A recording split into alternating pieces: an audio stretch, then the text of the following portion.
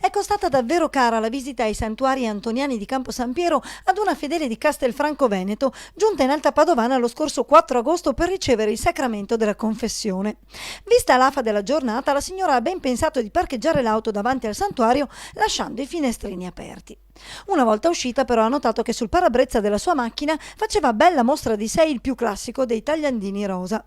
Subito ho pensato di aver parcheggiato male e dopo aver verificato l'esatta collocazione della mia auto ho anche scattato una foto a mia discolpa, fa sapere l'incauta automobilista, che solo dopo un'attenta lettura della sanzione ha scoperto di essere stata multata per violazione dell'articolo 158,4 del codice della strada, secondo il quale durante la sosta e la fermata il conducente deve adottare le opportune cautele atte ad evitare incidenti ed impedire l'uso del veicolo senza il suo consenso. Il solerte agente ha poi motivato con una scritta a mano la sua sanzione: sosta con veicolo aperto e con i finestrini completamente aperti, insomma, in condizioni tali che chiunque potesse mettersi alla guida, ma solo dopo aver rubato l'auto. Un'assurdità che ha rischiato di costare ben cara alla nostra automobilista, 41 euro di multa, ridotti a poco meno di 29 dal pagamento immediato della sanzione.